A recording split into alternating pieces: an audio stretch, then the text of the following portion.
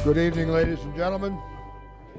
My name is John Roach. I have the pleasure of being the president of your society. I want to welcome you to the St. Mary's County Historical Society's annual meeting and the third in our continuing series of Ordinary People, Extraordinary Accomplishments. Tonight, our special program is Oysters, 1634 to Spats. Those tasty bivalves, and they're important to the county for the past, impact on the county for the past 382 years. As we begin our evening, in spite of all of the current political ugliness and unrest, let us recognize that even though it is not perfect, we are privileged to live in the best nation in the world. So please stand and join me in the Pledge of Allegiance to our flag. I pledge allegiance to the flag of the United States of America and to the republic for which it stands, one nation, under God, indivisible, with liberty and justice for all. Yes. Now, in the way of an introduction to our evening, I would like to read to you a paragraph from the introduction to Kate Livery's book on Chesapeake oysters. Though they may no longer break the waterline, oyster bars remain, gamely filtering in the face of a degraded bay. On land, oysters are stubbornly persistent in our regional culture, food, and consciousness. They are an unbroken thread that connects us with the rust-stained skipjacks of the 1900s, the colonists at Jamestown, and the native people in the low marshes and the thick forests. Humble, simple, and tasty oysters have endured.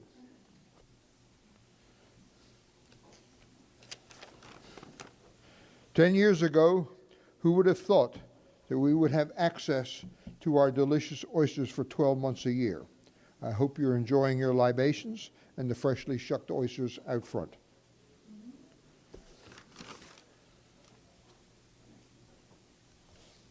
Thankfully, with all of the stormy weather and the low temperatures, Eddie was able to move our affair inside.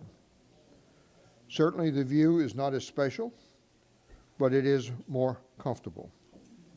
And I was able to leave my overalls and white rubber waterman's boots home and not embarrass my wife. We have a special guest this evening, Commissioner John O'Connor. Where's John? John, from our 3rd District. We hope you enjoy this evening, and we'll bring the other 4 commissioners to the next year's event. As we begin our evening together, I would like to recognize many special organizations who have helped to sponsor this evening and have representatives here tonight. Our sponsor at the key level is MedStar St. Mary's Hospital, for some reason. Please recognize 2 county organizations who sponsored this evening at the Tudor Hall level. From Winton Laser Eye, please welcome Lisa Austin. Lisa, will you please stand? Where's Lisa? Accept our appreciation. From the DCS Corporation, our dear friend Carl Dubeck and his staff. Carl, please stand and introduce the DCS staff and accept our sincere appreciation.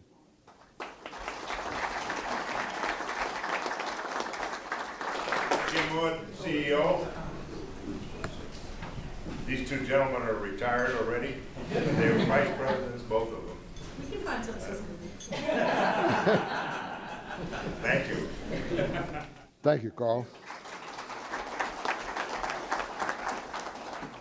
Several of our members also chose to sponsor this evening as partners. As your names are called, please stand and be recognized. Faith Roach, Joseph Countess, Joe. Catherine Parlett, not here. Susan and Joe Dyer. I know Susan is here. There we go. Becky McDonald here? I don't believe so. She's in Florida, getting warm. Ann and Barrett McCowan. Thank you. Paragon Properties. Hey. Loretta Tiny Taylor. Hey. Thank you. And Betsy and Peter Wigington.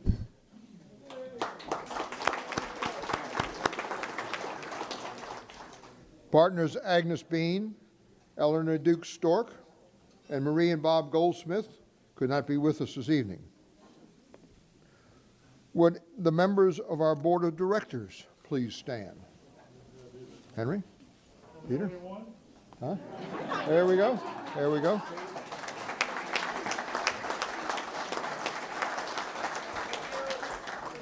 Would our staff please stand, including Susan, Carol, and Betty Mason?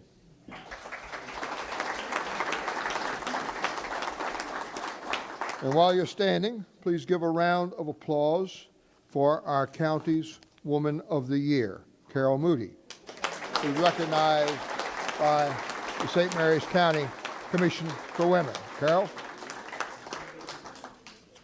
Would our volunteers who are here this evening please stand? Good.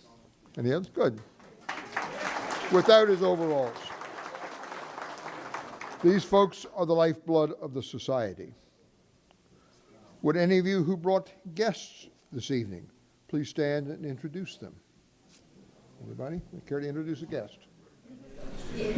John, I conned 10 members of the Cullison family to come, and I'll tell you about that later. Anybody else with a guest? Anybody else with a guest? I would like to recognize our speakers this evening. Dr. Henry Miller from Historic St. Mary's City.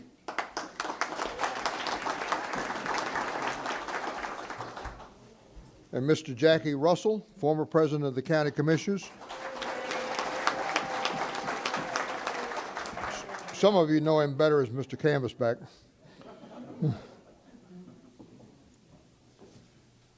Now, Brad Gottfried has an announcement to make. Brad?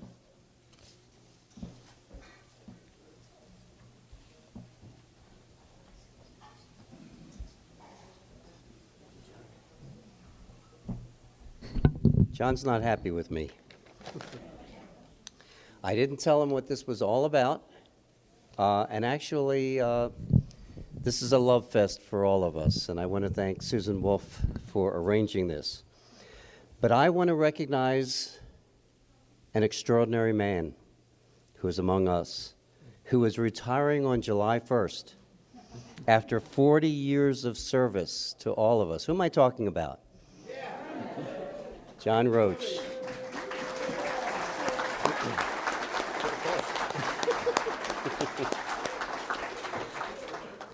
I think we all know that John's a legend. And all of us have a story. How many of you have a story about John Roach? Let me see some hands. We could spend an event just talking about John and all the wonderful things he's done. But it is truly amazing what this man has accomplished, how he has changed lives and improved Southern Maryland. I live on Cobb Island. One of my neighbors, his life was saved by Dr. Roach. Even though he lives in Charles County, he did not get the care that he needed. I mentioned this to John.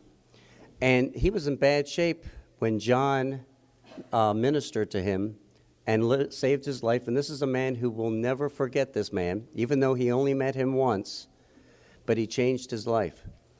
And it's just, and so many of these amazing stories.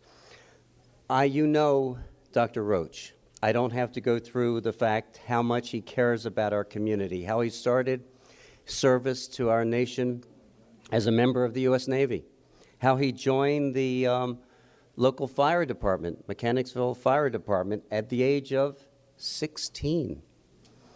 How in 1959 he joined the rescue squad. His wife, Faith, their 3 sons have all served in the rescue squad. And we know this, he's never forgotten his St. Mary's roots. And he serves in so many different capacities. In fact, we're excited as he retires, he's going to be even more active in the community. But it's the who's who. It's president of the Historical Society. I know Dr. Roach because he's a member of our Board of Trustees and is a valued member. Member of the County Emergency Services Committee, assistant chief and other assignments relating to the Mechanicsville Volunteers Rescue Squad. He's been chairman of the board of the county's juvenile drug program. And what I find so interesting is as John looks back on his life, that he didn't always want to be a surgeon, as you may know, but he believes now that his life is so much fuller, and so many of our lives are fuller because he chose to be a surgeon. And I love the quote, John, "You get to know them, your patients, inside and out." And I think you may also know this, that John is so committed to Mechanicsville and St. Mary's County that with his wife, with his sister, with his brother, they provided funds to put the land around their home, the house next to his office and house, in a perpetual trust. And that means quite a bit. Many passions, you know, Dr. Roach's number one passion is his family. Duck hunting, his beloved St. Mary's County, and all of us who makes St. Mary's County so special for us. And although he will not be performing any operations in the future, and you probably read how many he's conducted? 7,000 operations, just an amazing number. But he will continue to serve St. Mary's County in a variety of other ways. I'll leave you with a quote, and this is Dr. Roach saying, "You just can't take. You have to give back. When you give back, that's when you get rewards." Well, not only has Dr. Roach been enriched, but so have all of us. And I want to thank Dr. Roach, representing all of us, all of his patients, and everyone who's been touched by his goodwill, by his caring. And we do have a special recognition for him. Nicole, do you want to, or should I mention it? Okay. Nicole Stewart is a local artist, and she spent a year taking pictures of his family farmhouse in the mist, in the shine, in the sun, in the snow, and she is dedicating, along with the Historical Society, her first drawing of his home. We thought that would be most appropriate. So do you want to unveil it? Look at that, it's got the gray dog, the little dog is there. I'm sorry. Illness. Illness. He's devouring it. Back, so I'm finally starting. Thank you, thank you, thank you. So please join me in a round of applause and recognition for a wonderful man.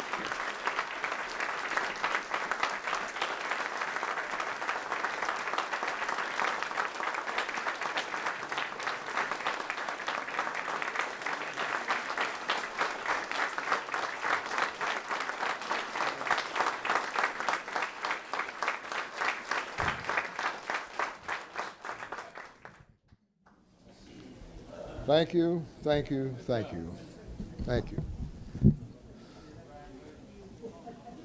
There is a special component to that picture.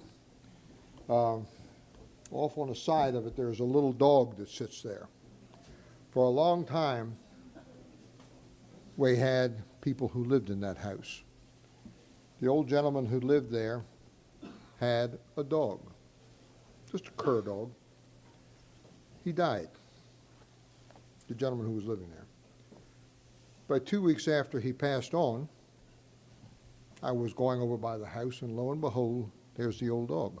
I thought the dog had been gone with his family and his moving. So the old dog and I struck up a friendship.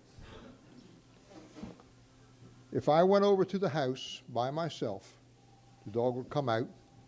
I could pet the dog, feed the dog, whatever. Every week, I would take over a bucket of dog food, put it in a bowl in the shed there beside the house.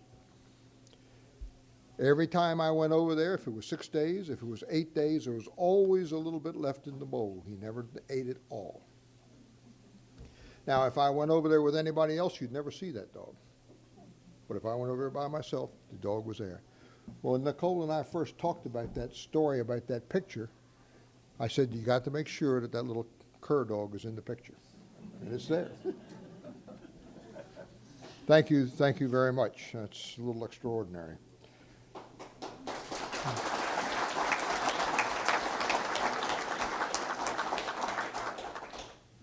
Father Conley, would you please come forth and say the blessing? No surprises. Did you hear him? He said, no surprises. No more eulogies, huh? Okay. We'll just ask a blessing on our evening, huh? In the name of the Father, the Son, and the Holy Spirit, amen.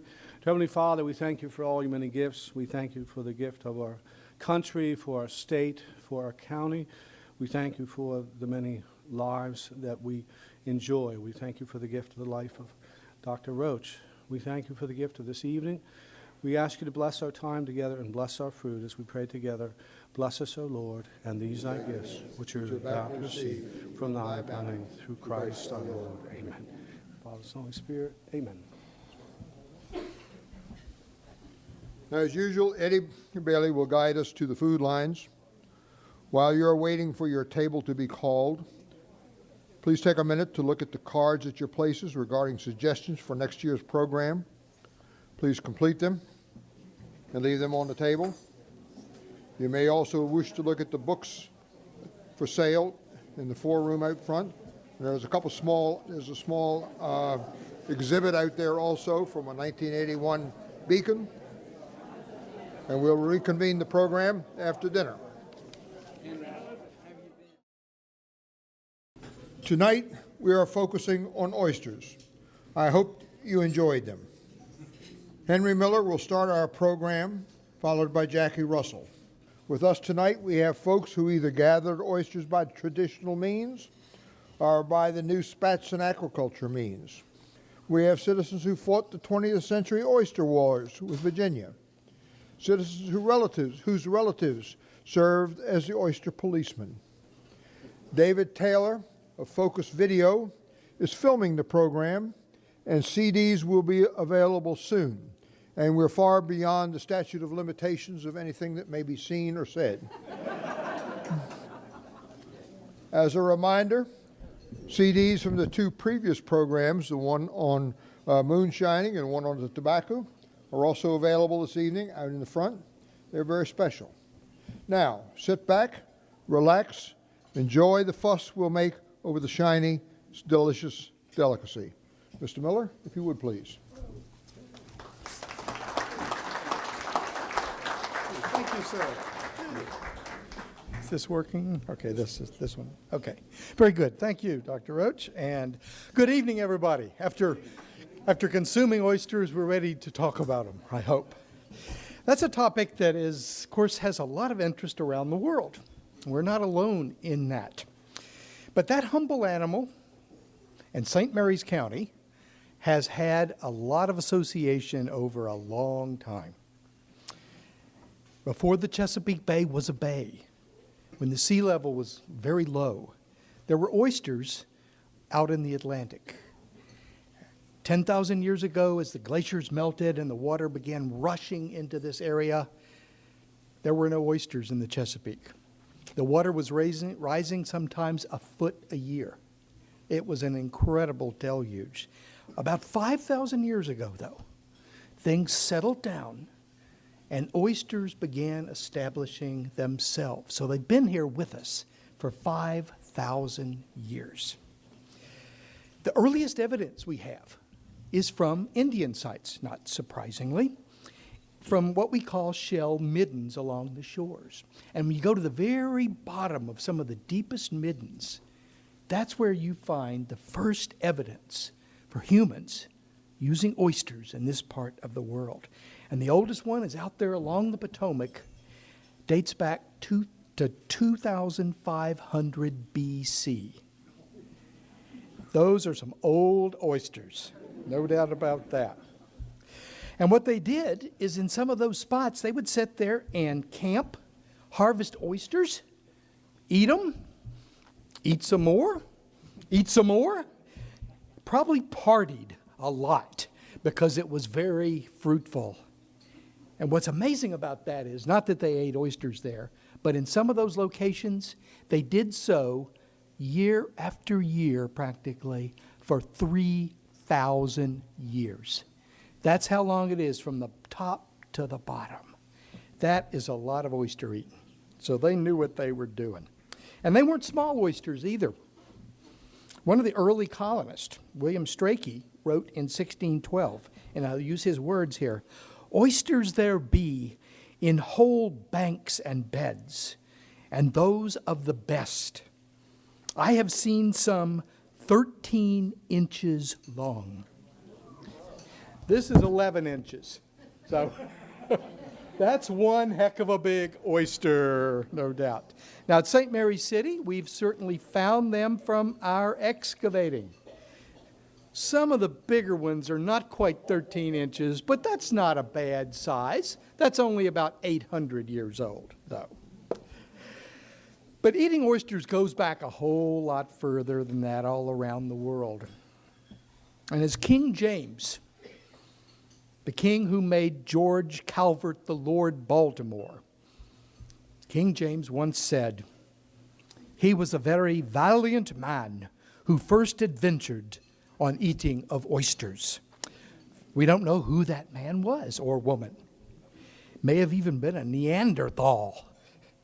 But for sure, we've got great evidence of people eating oysters 7,000, 8,000 years ago along the European shore, along the Mediterranean. The Greeks and the Romans became big oyster lovers. In fact, the Romans developed the first trade in oysters, bringing them from various areas where they had different salt salinity conditions, bringing them to Rome to satisfy the sophisticated taste of the residents of that great city. Even they came from England. How they managed that, I do not know in the Roman time periods. But a Roman historian commented on that. He said that after Britain had been conquered, poor Britons, there is though some good in them after all. They produce an excellent oyster. Okay, so there was some interesting there. But there are two ancient ideas that we get from the Romans that are still with us today. And you probably know what they are. The first one is about the month with the letters R. You don't eat oysters unless there's an R in it. Of course, that goes back to the fact that in the summer, when you didn't have refrigeration, they could spoil easily. It also goes to the fact that they spawn in the summer. Conflicting that, though, is some people say, gosh, they taste a heck of a lot better right after they spawned. I don't personally believe that, but nevertheless, I've tried them. Oh.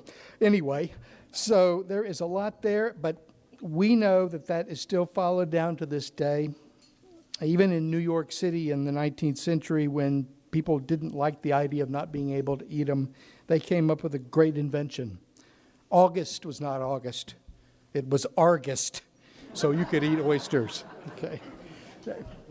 Well, that's one of them, when we can eat them during the year. The others is something we've all heard about too. Oysters as a love potion. Now that goes back to the myth of the Greeks. Aphrodite, the goddess of beauty and love. Aphrodite was thought to have been born from the sea foam in an oyster. Thus, the humble mollusk was subsequently elevated to the status of a powerful aphrodisiac. The word, of course, derived from Aphrodite's name. She became Venus in the ancient Roman world, and it is from them we get this idea directly that they're love-enhancing. The idea endured and was very strong even in the 17th century, and you'll see a lot of those Dutch paintings with people with oysters in their hand. A lot of them are prostitutes. But anyway. But there is also some scientific evidence for this. There is zinc in them and amino acids and stuff like that. So it might be true, but those Romans knew a couple of things about them. But it's the ancient Greeks who actually discovered things like clutch. We throw clutch old shells back into the sea. The Greeks did that with broken pottery. They threw it in the ocean and oysters grew on it. This was really work. But the Romans are the one that invented what's very important to us today, the idea of growing oysters. They were the first, after they depleted the natural beds, that began ingenious methods of developing oysters, and they were extraordinarily adept at it. One of the ways they used, which I think is very interesting, is they would place them in mesh bags and then suspend them in the water from a pier or a raft. You ever heard of that before? We're using the same bloody idea today. It's extraordinary. Some things never change because when they grew them, they also had problems with oyster poachers. So that is a recurring problem for sure.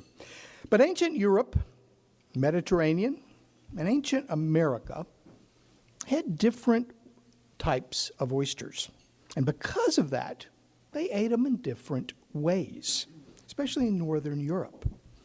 The Indians of America, especially of Maryland, cooked their oysters. But Europeans tend to eat them raw, not cooked. And why is that? It's kind of weird. In part, though, it might be due to the fact that our oyster, the eastern oyster, grows large and it's very cup-shaped. In essence, the American oyster is a pot with a lid. Okay? And because of that, when you put it on embers, the lower cup, that low part here, lets the oyster cook in its own juices. Okay? When you do that with an European oyster, it doesn't work very well. European oysters are not as large. This is a Galway Bay oyster. They're not as big, but they're also flat. If you put that on the embers of the fire like you would a Chesapeake Bay oyster, it opens up, the liquid drains out, and the oyster gets tough as shoe leather. Okay, so there's a reason they would eat them raw. But it's surprising to us. When we first went to Europe, I was expecting lots of cooked oysters. But all I heard was, oh, come on. The only right way to enjoy an oyster is raw. Or cooking it, that's downright barbaric. Okay. So we went to the Galway Oyster Festival a couple of years. Some of you I know have been privileged to have been there. When you get a Galway oyster, it's on the shell and it's raw. You can't find a cooked one anywhere in Galway City. No fried oysters, no stewed oysters, no fritters, no scallops. The Europeans simply do it differently. So we got to thank the American Indians for teaching us how to properly consume oysters. Okay. After the fall of Rome, oysters kind of went out of popularity for a while, Dark Ages and stuff, but when the Renaissance came along, they came back because it was part of the ancient world. The idea of oysters again took on popularity, as we know in the Dutch paintings. So when those settlers in St. Mary's arrived here in 1634, they knew and appreciated the oyster. From the Yokomoko people, they almost certainly learned how to cook them using ancient native methods. From the earliest sites we found so far in the colonial times, there's definitely oysters on them. And we have since found many, many. In fact, back in the 70s, we started finding lots of shells on sites. And traditionally, when an archaeologist finds oyster shells, they would first curse because they're a real pain to dig through. They cut your hands. And then they would say, okay, they ate oysters and threw it away. We said, though, maybe there's something to them, so let's save them. So we started saving the shells from the various sites. In 1980, we connected with an ecologist named Brett Kent, and we said, Brett, could you help us unravel the mystery of the oyster shell? Started working with him, and he came up with a way of deciphering these shells and reading what they could tell us. We, in fact, developed a manual called Making Dead Oysters Talk, an interrogation manual for the oyster. That name was credited to Mike Smolik, who some of you know, but it opened the archaeologist's eyes to the value and the potential of oyster shells for telling us about the past. We learned about the past environments. We learned that the colonists at St. Mary's City began over-harvesting oysters by the late 1600s. We also learned that how humans impacted the population. For example, those in the 1700s and 1800s grew much faster than they did in the years before. Why was that? Because all the plowing was putting food into the water that allowed the oysters to gorge themselves and to grow quickly. They were very fat and beautiful oysters in the 18th and early 19th century because of that. They hadn't started getting chemicals that would harm them. So this was a fascinating insight, and we can also see the decline in the shells as environmental conditions decayed. But St. Mary's County has always been a very important part of the oyster industry and the oyster world. Mostly it started real and big time, though, right after the Civil War. And I pose you the question, why did it take so long for this amazing, incredibly abundant resource to become a real money-making operation? I think there's two big reasons. One is the development of the steamboat and the railroad, because then you could get fast transportation, taking oysters right out of the bay to cities all over the place. Second, canning. It was only around 1850 that they came up with a way of canning oysters or other foodstuffs. So then you could preserve them and start shipping them everywhere. And after that, man, the Chesapeake Bay became an extraordinary place, a place of great fortunes, of violence, of a Wild West environment. The Chesapeake Bay began shipping oysters all over the United States and indeed all over the world, from Europe to Australia. Many people in this county worked directly in that oyster industry. And give you an example how much it exploded. Around 1840, Marylanders probably harvested about 700,000 bushels a year. Now, most of that was locally consumed. So 1840.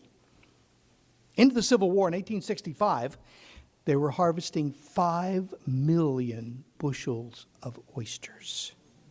20 years later, in 1885, 15 million bushels of oysters a year were being taken out of Maryland waters. An extraordinary amount. If you look at the period between the Civil War and like 1915 or something, 500 million bushels of oysters were taken. It's mind-boggling how many they were harvested from. Diners in New York, Chicago, London, and Paris were eating Chesapeake Bay, Maryland oysters. Maryland and Virginia combined gave 50% of the oysters eaten in the entire world during that time period. Just amazing. Baltimore had over 100 packing houses operating during that period. And the oystermen, many who lived down here in St. Mary's, were making good money, especially if you own the boat, because you see, they were able to sell them for the exorbitant price of 45 cents a bushel. Now, of course, back then a dollar was really worth something, so it was a pretty good deal. By 1920s, though, from all the over-harvesting, that incredible amount, 4 million bushels a year was the average, so it went down very quickly. And as quantity declined, of course, getting it became a problem. Conflicts began in the 1870s, starting what I think will be talked about by Jackie a little bit more, the Oyster Wars. And St. Mary's County was a part of it.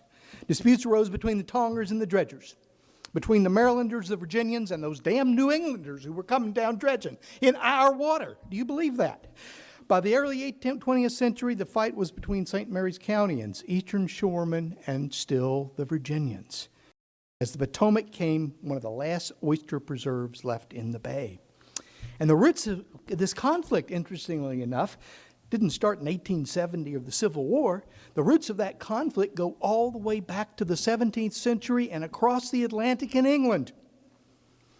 Because when that brilliant man, George Calvert, wrote the Charter for Maryland, he stated that Maryland extended all the way to the high tide on the south shore of the Potomac. Virginia has disputed that to this very day.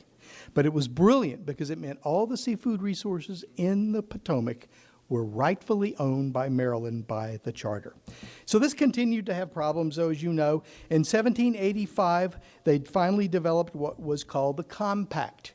George Washington personally mediated in this dispute. And it ended and said that Virginia had equal right to take the resources of the Potomac River. But that didn't end it. Where the line exactly ran, especially across the bay on the eastern shore, became a problem. In the 1870s, there was still arguments about it. And we know, and you'll hear more about it, Maryland tried to resolve that with its oyster navy, one of the few in the world. Open warfare began on the bay, on the Potomac, continued as Virginians tried to dredge Maryland oysters, and Marylanders tried to dredge Virginia oysters. In the first half of the 20th century, if you lived here in St. Mary's County along the Potomac, you would have occasionally heard the sounds of cannon, rifles, even machine gun fire from the battle that was going on over the oyster. And this continued all the way down to 1959 when the last person was killed over the oysters. Finally, in 1962, Governor Theodore McKeldin signed an agreement with the Virginia governor that ended it all. But what that ended was a fascinating chapter in Maryland's history, and something some of you almost certainly have memories about, and we hope to hear some of those tonight. It's hard to imagine how many people worked in the oyster industry. The population was much smaller back then, but over 30,000 people in Maryland were directly involved in it, and others secondarily. And I'll give you one description, which I think is really a fascinating one, from the year 1911. It was the peak had passed of oystering at that time period. It was on the downhill climb. But in that year, a Baltimore writer named Lewis Sayer sailed aboard a buy boat. Now, that's a boat that would come and purchase the oysters that had been dredged up or tongued up. The buy boat entered the Potomac River, and then it came right up here and entered Breton Bay that we've been looking at this evening. Sayer then wrote, "As we turned into the bay that night around 9 o'clock, I thought we were approaching the lights of a large city. But when we got deeper into the bay, I found that what we were anchored among was not a large city, but a fleet of over 500 oyster boats, and the lights were their anchor lights." Can you imagine 500 oyster boats right out there? An incredible number in 1911 there. So oysters have remained, of course, a part of our culture down to the present day, though their numbers are tiny in comparison. We certainly hope we can grow more of them now. People certainly still praise them as they long have. 1960, Hector Bolito wrote a really nice statement about them. Quote, "Oysters are the most tender and delicate of all seafoods. They stay in bed all day and night, then never work or take exercise, are stupendous drinkers, and wait for their meals to come to them." What a life. Okay. But one of the most memorable descriptions I've always really liked came from that great writer Ernest Hemingway. He talked about oysters, and he wrote this: "As I ate the oysters with their strong taste of the sea and their faint metallic taste that with cold white wine washed away, leaving only the sea taste and the succulent texture, and as I drank their cold liquid from each shell and washed it down with the crisp taste of the wine, I lost the empty feeling I had and began to be happy. Shall we do the same? Let us toast to the remarkable oyster, and may they long reign in Maryland. Thank you.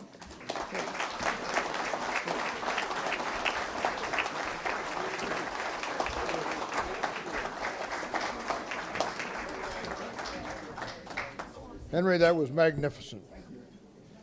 I overlooked mentioning at the table, there are two documents on your table. One is an announcement of a spring social down at the Newtown Manor House, and it's just to provide information about it. It is no charges. It's to begin educating people about it, making awareness.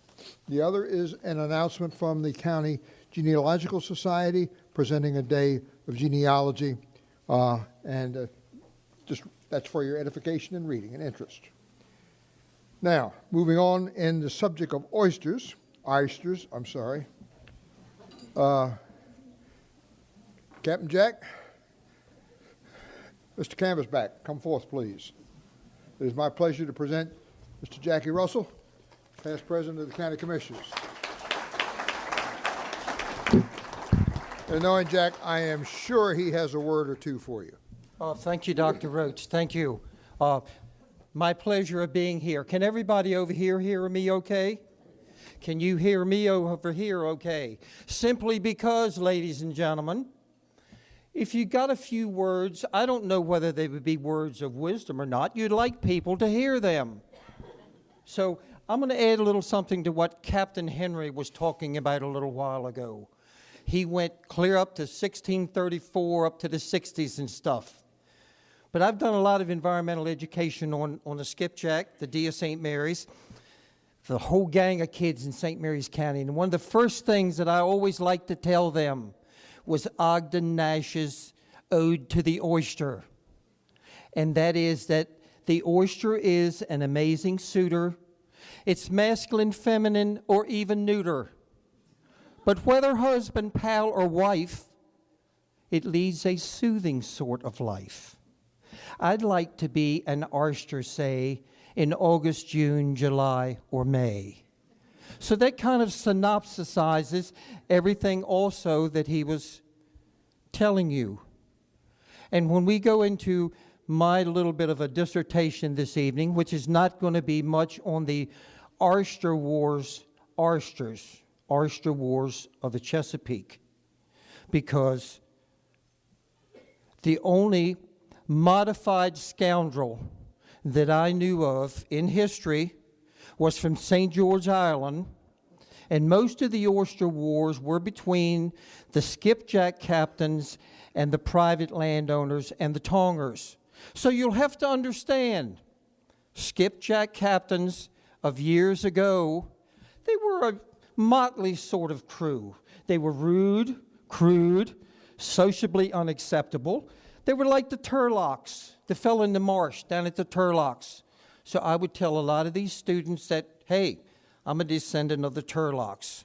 But as history goes and evolution goes, skipjack captains got better as they went along. So now they're more acceptable than the modified varmints and scoundrels that they had back in the days of old.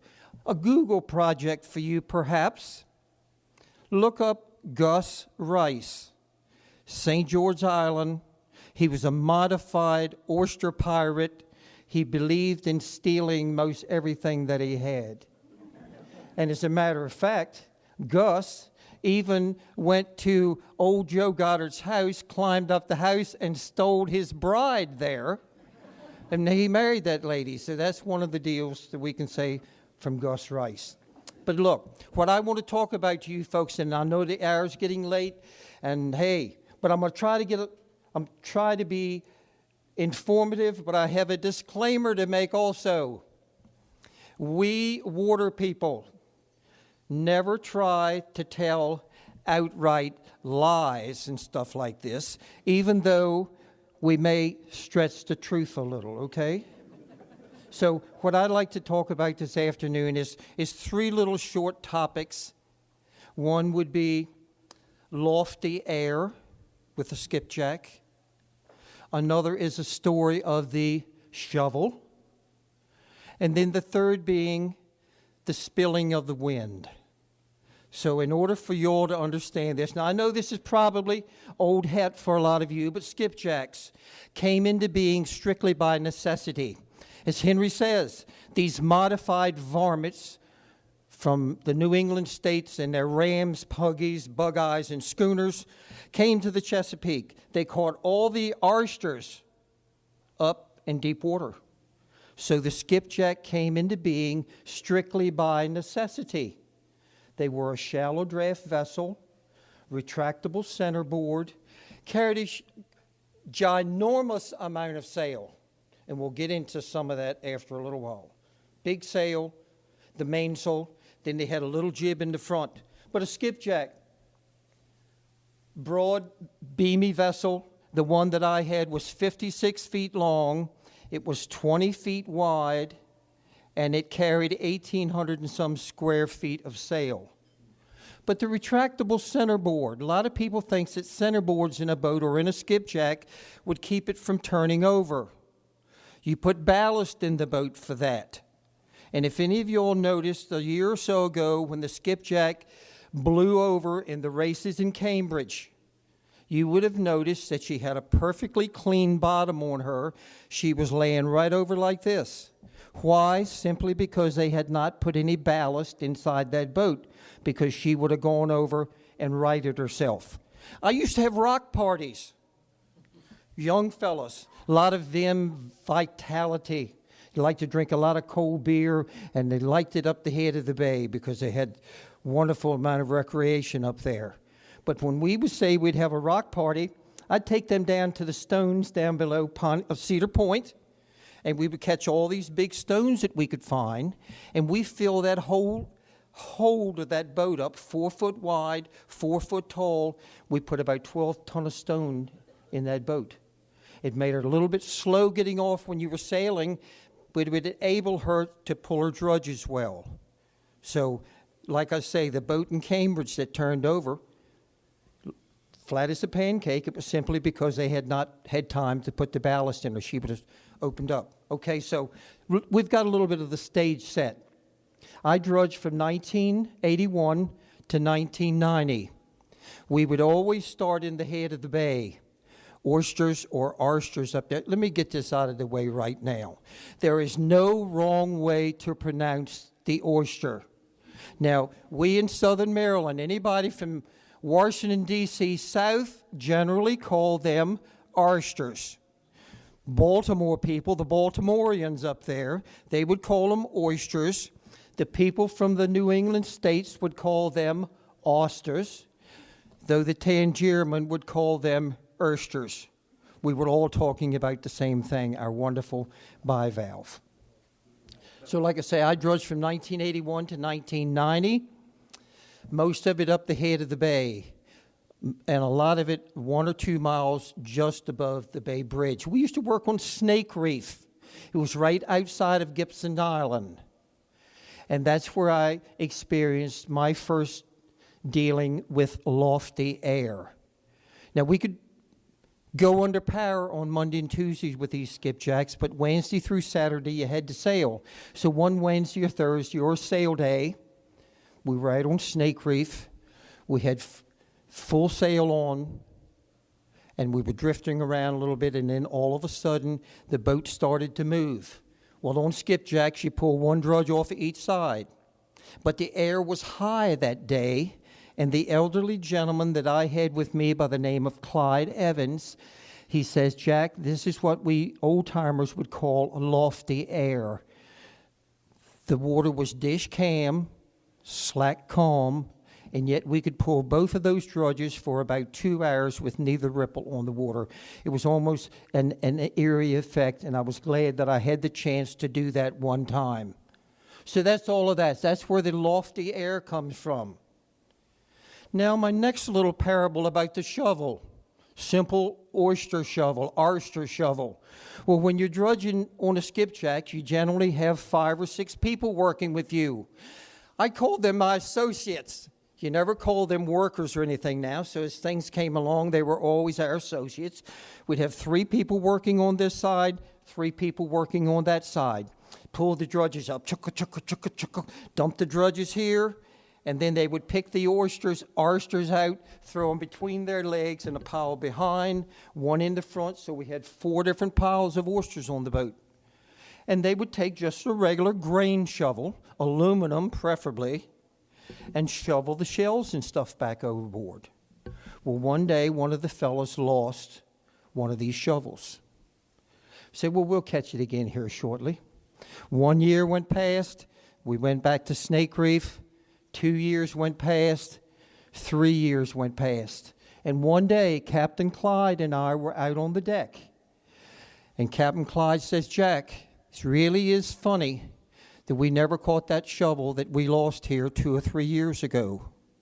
The very next lick, when we pulled that drudge up, that shovel was in that drudge. Really makes it an eerie feeling.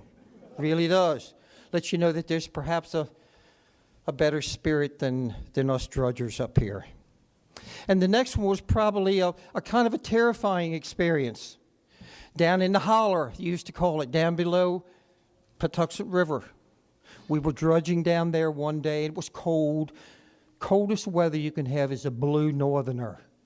It's when the wind is blowing 10 or 15 miles out of the north, about 18 or 20 degrees, and you're standing there and you feel like your eyeballs is getting ready to freeze up. And it was getting rougher and rougher and rougher. We had, I don't know exactly how much sail we had on her, but you know, you pull your drudges, you let the boat off, and you let her get up a little bit of headway. That 10 or 12 tons of ballast helps you along.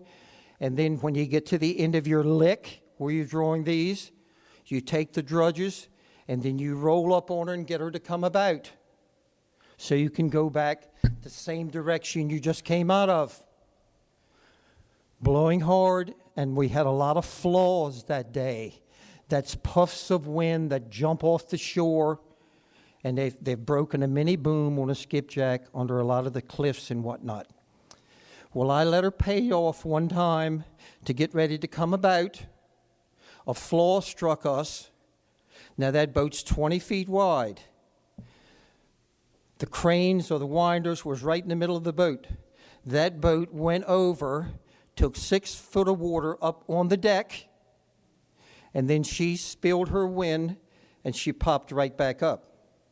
But I am here to tell you that by the time the boat had spilled her wind up there, I had spilled mine back aft.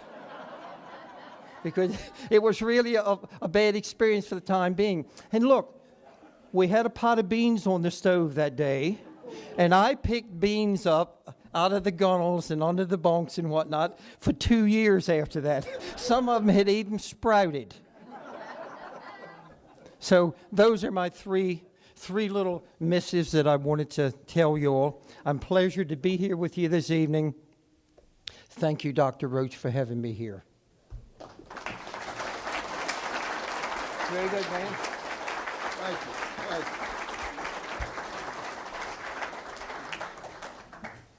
you. As fascinating as Jackie's stories are also his accent. You know, and people make fun of our outs and the outs and the house and the hogs and deed by God, some cricks and skillets. But you know something? That's very special. That's old Yorkshire English. That's about who we are. Next, I'd like to call up Pat Woodburn. Pat, you have a story or two to tell? I'm surrounded here by the most beautiful women in St. Mary's County. I've had oysters, so you better look out. And you're a Woodburn. There you go. You talk to your wife. She doesn't need your help, Pete. As I alluded earlier, I have some very, very special friends here. I started working on Jack Cullison about a year ago. Jack said, "Oh, you need to talk to my older brother, Joe Pat. He knows all the stories." Well, Joe lived in northern Virginia, so that wasn't working. So you know how you solve a problem. You ask your mother-in-law to ask the sister. So Judy Rayleigh asked Tink, and the rest is history. So we are very happy to have with us tonight to support our Oyster Legacy event 10 members of the family of the late Chester and Marie Cullison. Captain Chester Cullison was one of the last true members of the Maryland Oyster Police Force. Captain Cullison's efforts to curb illegal dredging in the 1940s was chronicled in the book The Oyster Wars of Chesapeake Bay by author John Winterston.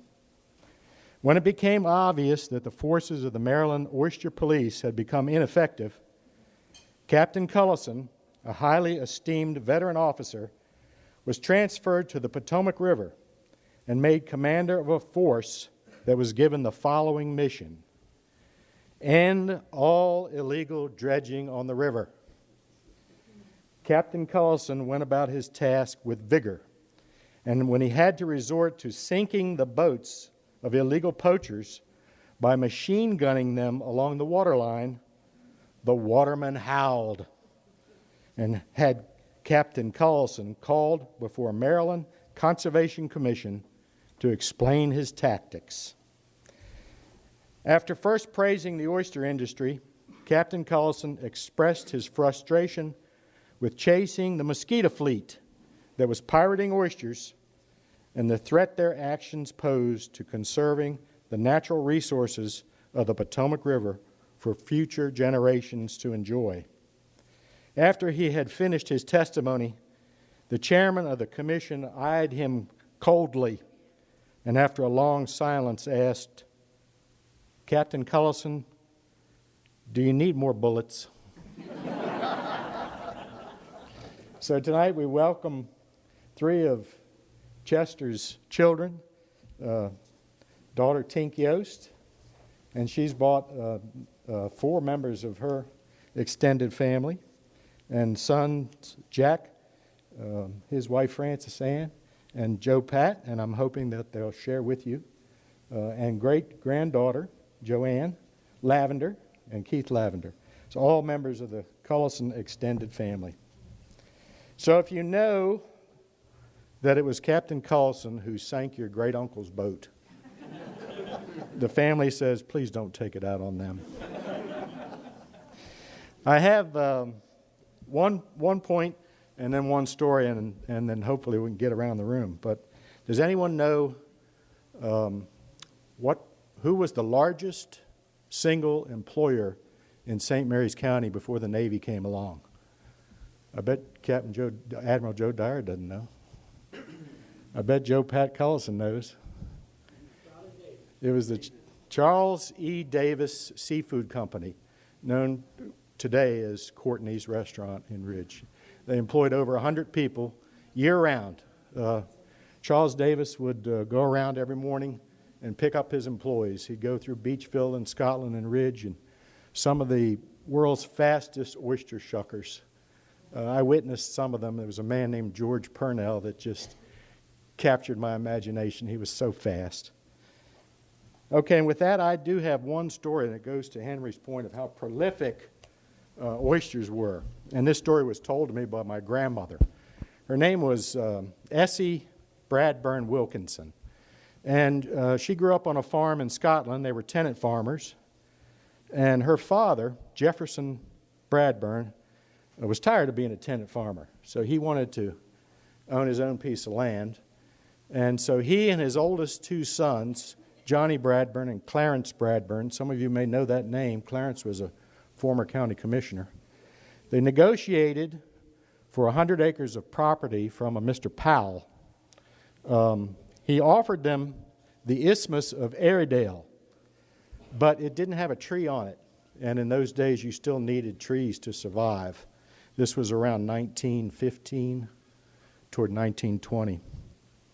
In any event, they negotiated for 100 acres of land on the south side of St. Jerome's Creek, scared to death they could not pay for it.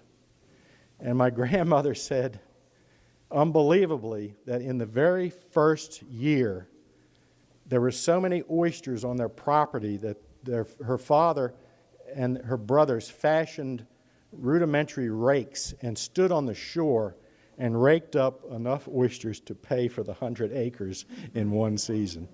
That goes to the... So John, how do we want to handle this? Well, it's time to the fun part of the evening. Who has a story? Pete? I've actually got two. I've never oystered in my life except once. And that was when I was working down at Webster Field.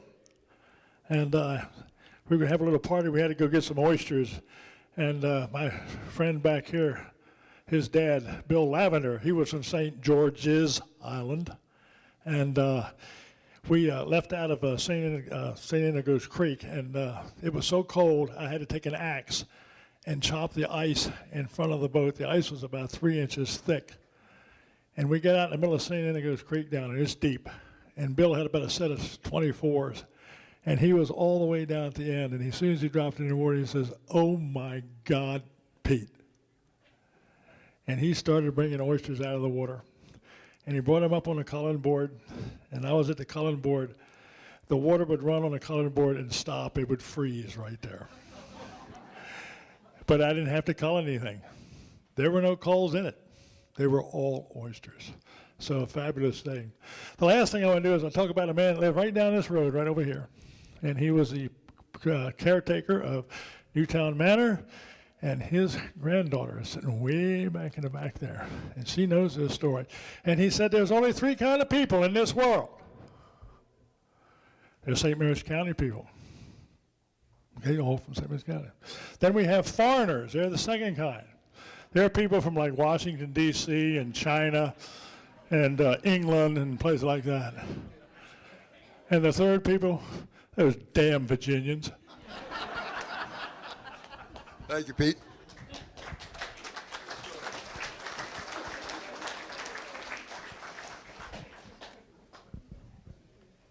Well, I used to go out on a boat with Daddy. I started when I was about 8 years old, I guess, so I got to know it pretty good. But I was out, this is later on, I was out on a date one night, and I got home about 1 o'clock. 3 o'clock, he comes in and shakes me and says, "Come on, Pat, you got to go with me." I said, "Daddy, where you going?" He says, "They dredging off St. Mary's River." I said, "It's so foggy you can't see your hand before you." He said, "That's when they like to work. Come on, we got to go." So we go down, and we kept the boat in the head of Smith's Creek. Anybody knows Smith's Creek is like a snake. So we've been running about 10 minutes, and I said, "Do you have any idea where you at?" Because them days you had nothing but a compass and common sense. He said, "When I holler, you shine that spotlight on the port side." He said, "Don't stick your arm out the window. If you do, you're going to get it broke." He hollered, and I turned the light on. He was about 2 feet from the buoy going out along shore, right on top of him. We went out there, laid out there all night. Was no drudges. I guess they heard us coming. But he could really go. He had nothing but a compass and common sense. I have another little short story I want to tell you. This oysterman come in to Charlie Davis as I was working there at the time, Captain Dick White. He had a real nice load of beautiful oysters. So one of the oystermen come over and said, "Captain Dick, where'd you catch them oysters?" He said, "Oh, I got them off such and such a place." He told him. Daddy was standing there. When the man walked away, he says, "Captain Dick, you didn't get them oysters there. You got them oysters off this bar." He said, "Well, Captain Chester, don't tell everybody, 'cause I'm going back out tomorrow." Anybody else? Who else has got a story? Somebody's got a story. Come on.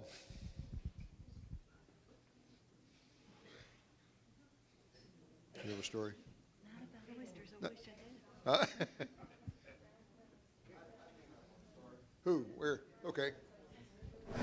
There we go. Happened to think of it as people talking about culling boards. And this is a true quote. The way it's told to me was a true story. I was working down on the base with a fellow named Fred Smith, who was a retired Navy chief, and he was working civil service at the time. So one day we were talking, Fred had his ever-present cup of coffee in his hand, and I said, "So Fred, how did you decide to, after you retired, to come to work for civil service? He said, that's not what I did. He said, I said, what'd you do first? He said, well, I had been living down in the lower part of the county, and I got to know some of the guys that were oystering. He said, I liked it out on the water. So he said, I thought I would apply to be a DNR police officer. I said, that'd be good. You'd be out on the water. And so I said, did you do it? He said, yeah, I did.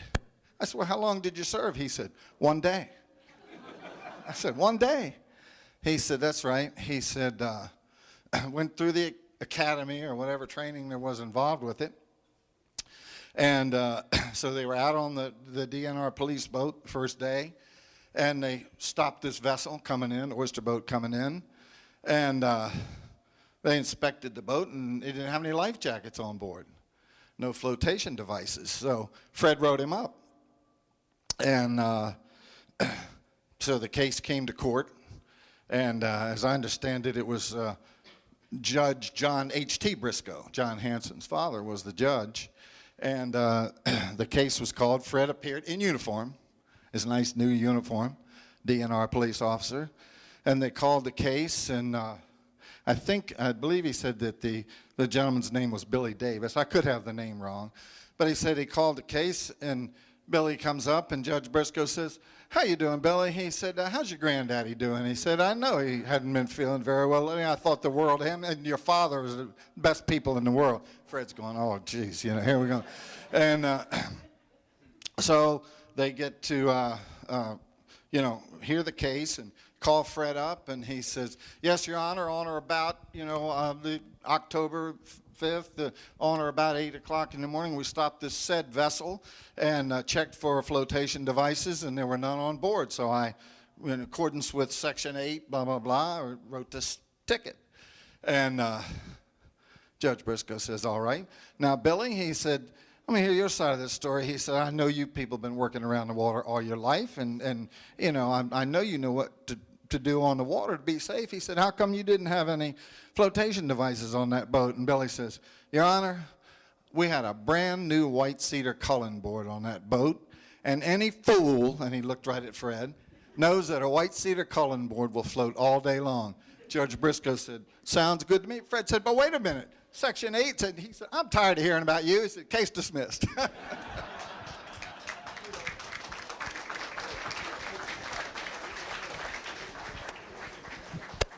George? I've got a story to tell about two people who are not here tonight. One of them is deceased, and the other one is on a little project tonight. A few years ago, we had an oyster roast, a group I belonged to, up at Dr. Wirtz's place, and I was asked to find someone who knew about oysters. So I asked a gentleman that built Jackie Russell's boat, Captain Francis Goddard. So I asked Captain Francis, I said, would you like to go to an oyster roast we're going to have up at Buddy Wirtz's place? And he says, yeah, I'd like to go up there. So we were riding up, and he was telling me, he says, I only went to the 7th grade, and I built a lot of boats. And he says, I got to tell you some stories about this oyster. And he said, I had this boat that I built, and he said, I had 3 straight 8 Buicks in her. He said, and I had 1 battery. And he said, I was out oystering, and he says, I heard the Marine police coming. Maybe it was you out there, Mr. Collison. I don't know. Maybe you know this story. But anyway, he says he had 3 engines in it, and he said one of them had mufflers on it, would keep it real quiet when he would dredge, and the other 2 was used for outrunning the police. So he was telling me, he says, I reached over, I heard the man coming. He said, I went to start my other 2 engines, and he says, my damn battery was dead. And he said, they caught me. He said, and maybe you could add to this thing. And he says, I was hauled up before Judge Briscoe.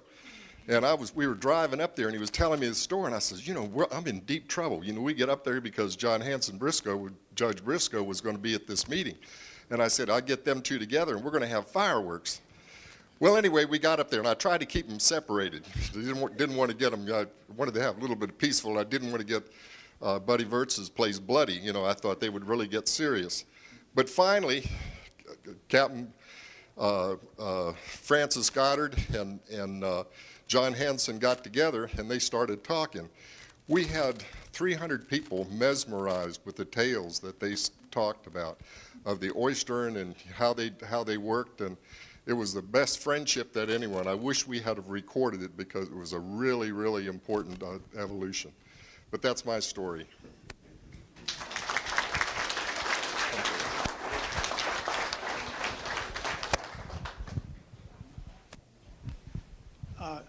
I've got a little story about bartering. My dad used to work for Bell Motor Company in Leonardtown, 48 years of body and fender work, beating and banging on cars and fixing them. And he did a lot of side work in my backyard, or our backyard. And a lot of times he would barter for oysters. And people would come and, "Can I pay you?" And he'd say, "Well, yeah, maybe just bring me some oysters." And he had a steady supply of oysters every time. We'd come around, there'd be a bucket on the back steps with more oysters in it. And he got a lot of meals out of that, and my mom got a lot of cooking out of that. She made a lot of oyster stew, but Dad liked them raw. He would sit on the back steps and eat them right out of the shell, cold and raw. So that's my story.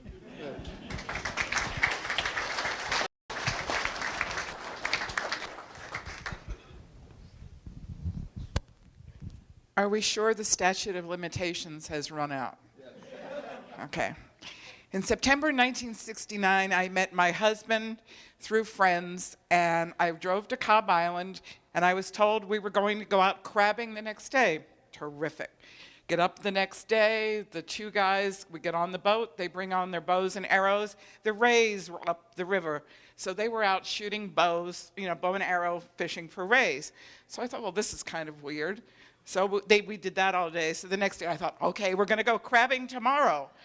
Well, the two guys disappeared when we got up in the morning. Well, they come back on the boat. They both have their wetsuits on, and I look in the bottom of the boat, and it's full of oysters.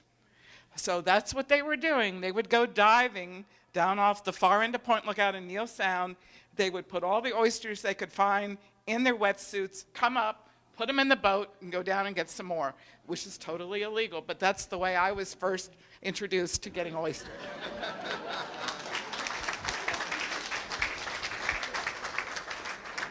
I was a resident at the hospital center in the early, mid-'70s. And Paul Mitchell was a good friend of mine, a year ahead of me at GW.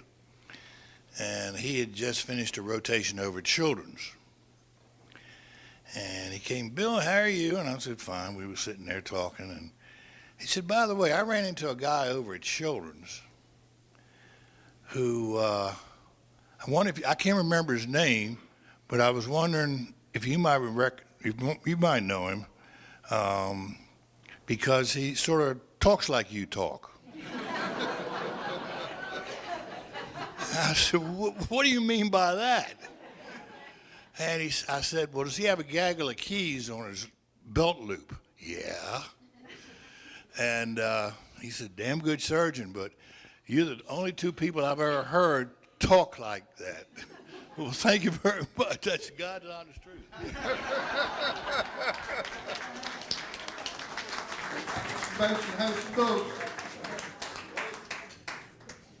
I know we get a story back in this corner. This here was a long time before I come along, but my father used to always tell me, said the best day to go judging was election day, because all these policemen had to have the politicians behind them, and they had to be out there working. And said, but you always, by God, you better get there to vote. He said he'd get there about 4 or 5 o'clock, and the man would say, "By God, you had a good day, I hear." You got another one?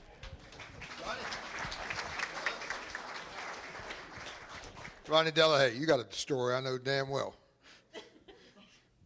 Come on, you got a story about something about the oysters. Water. I've come back this weekend. Silas? We went to the river once a year when I was a kid, so didn't see a lot of You're an uplander. Who else has got a story? Here we go. Well, I know you think that we Navy folks are all newcomers, but my first time showing up at Patuxent River was in 1976, which by my account is 40 years ago, and it ought to qualify for a story. I was a brand new test pilot at Pax River, and I was teamed with an engineer from down Tall Timbers named Jim Bailey. Some of you may remember him from playing little baseball around town. So it was a still day, hardly any wind at all. And Jim says, Joe, when you take off, he says, ask the tower if you can take off to the north. I go, well, why, Jim? He says, just do it. You'll see something you'll never see again. So I take off to the north, climb out over the Patuxent, turn right from kind of Hog Point out to Cedar Cove, and I look down, and there's a dozen skipjacks, all drudging one day. I came back around, made a low pass, waved my wings, they waved at me, and Jim was right. I never saw it again, but it's a beautiful sight.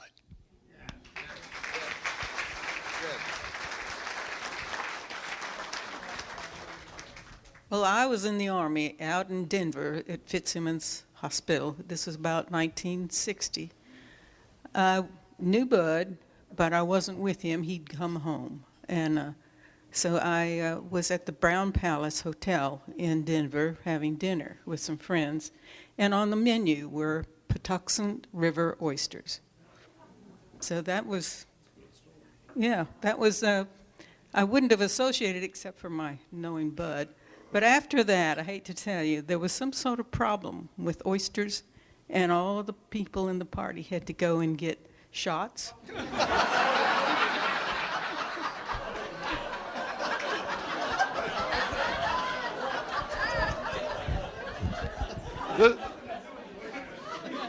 This is all before I drudged her up. Roy, you got a story? You must have a story. When have you been caught short of words? Susan and I talked about this morning. My family was always in the lumber business, as you well know. I didn't know a damn thing about watering and working on the water. But in 1974, I ran for the House of Delegates, and I was in my early 20s. And I went up to a place called Indian Head. And in those days, the district had changed. It was all of Charles except for Bryan's Road and all of St. Mary's. Well, of course, I'm out there trying to find every vote I can. And I go out to Indian Head, and I meet this John Thomas Perrin, who used to be a former senator. Great guy. We were friends till the day he died. What I didn't know at the time was he wasn't very well liked along the waterfront. And I was told, damn if I'll vote for you if that son of a bitch, John Thomas Perrin, who gave the Potomac away, is supporting you. And I learned a very good lesson. I kept my mouth shut. Frank? I don't have an oyster story, but I've got a John Roach story. I retired from St. Mary's Hospital. I was in the maintenance department for probably 35 years. Started work at the old hospital, and my first job was to go up into the OR, and they said, well, there's an x-ray machine up there, and it's not working. I said, I don't know a damn thing about x-ray machines. I was an apprentice electrician. They said, no, it's the switch at the bottom of it. You just have to go in. It's a loose wire. We're always up there. I come into that, gowned up and everything. I'm all dressed up. I come into the room, and John Roach is standing there.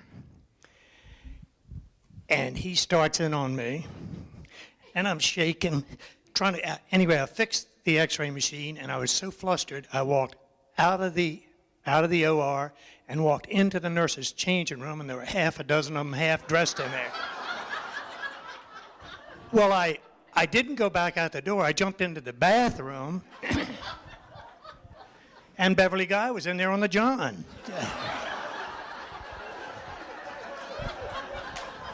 I believe it's almost time to cut these stories off. Who else has got a story? Alfred Golf, I know damn well you do. I've been oystering one time in my life.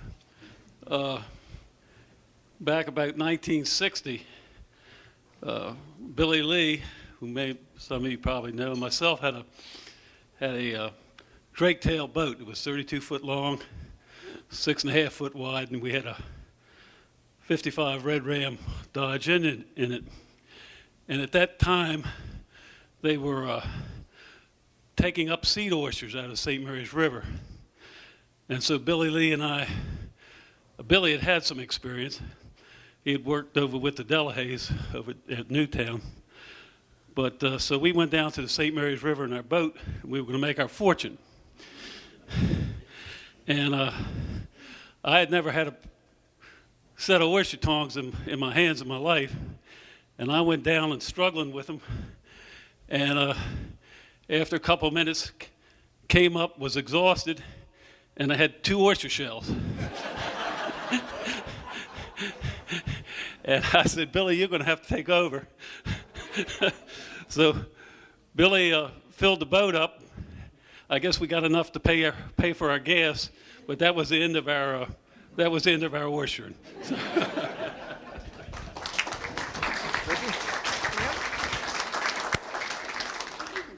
I have a story about Connie Goddard, Francis Goddard's wife. Also, I'm from Denver, and I came here and fell in love with a local. And we got pregnant, had our first daughter on the way, and all of the watermen's wives in St. George Island held a shower for me. And so I go there, and of course I know nothing. And I'm telling them everything I've learned. I've learned this about the soft crabs, and I've learned this about the crabs, and I help with this, and I help with this, and they're all so polite. Finally, Connie Goddard reaches over, and she says, honey, you be careful what you learn.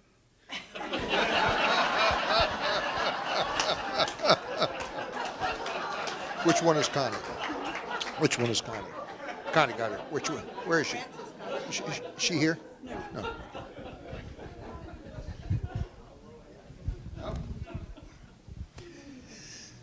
I'm not from St. Mary's County. I was born in southern Indiana. After the war, we moved to western Pennsylvania because there wasn't much going on in southern Indiana, but there was a lot of employment up in around Pittsburgh.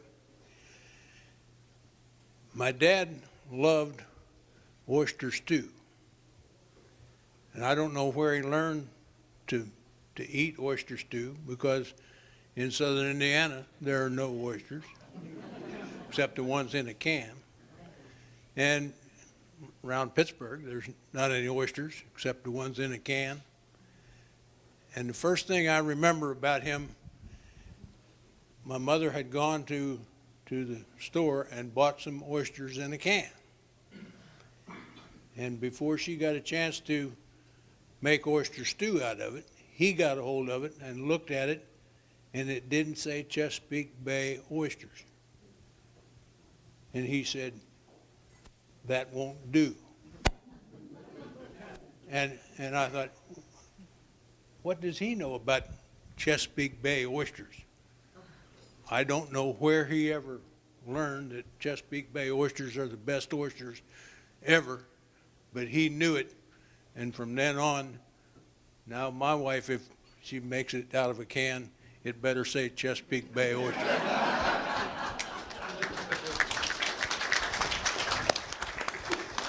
Okay, Butch? No story? Who's got a story? Okay. Well, I was oystering up Ackland all winter. Hold it up. Oh, and I never paid it in the sense of the night and day, because we get up there at 5 o'clock in the morning. Well, I got up there one morning, 5 o'clock, and it was later than I thought. And the boy said, how far am I from the pier? I said, what do you mean put the pier? The damn pier's back there.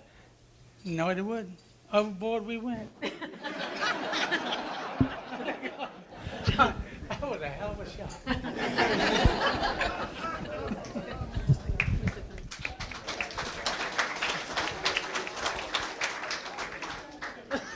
Well, tell about one of the probably the best vacations we ever had. We went to Louisiana.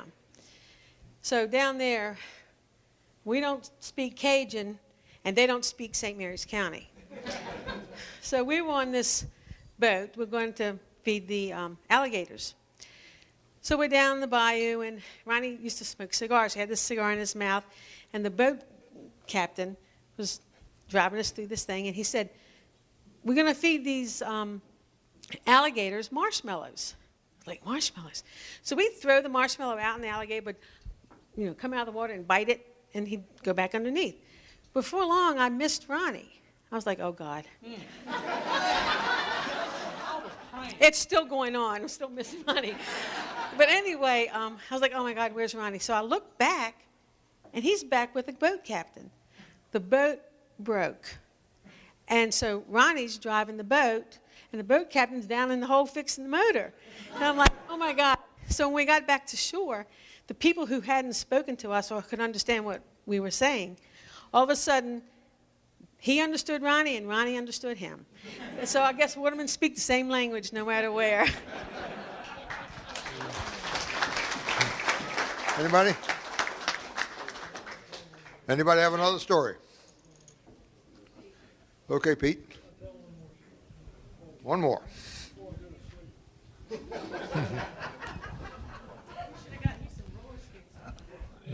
We were kind of lucky down in Medley's Neck. We had an oyster skull down there. That oyster skull started sometime in the 1800s, and we were lucky enough to keep that going all the way up into the year in the 21st century. And one year, we get all our oysters local. Always go down to it used to be Schindler's, and then the Poor Boy. I know the watermen know who I'm talking about. Scrivener. Down in Drayton, Drayton, yeah. And we get there, and one year it was just a disaster. We could get no oysters. I don't know what happened. Nobody had any, but he said, "I'll get them for you," and he brought the oysters in from Louisiana, and they were okay. I mean, when you sit there and skull them, you're going to boil all the stuff out of them anyhow, so you're not. But what was really interesting about those is every year I used to take, we get 20-some bushels of oysters for that oyster skull, and I'd take the shells home every year. And I had an old feed grinder, and I'd throw the shells in the feed grinder, and that's what I made my road in. When I lived in that swamp down in Medley's Neck, you need a road. And I'd make them. And every year I'd grind the shells up. And I threw those Louisiana oyster shells in that grinder, and it ate that grinder alive. They're the toughest damn shells I've ever seen in my life. So.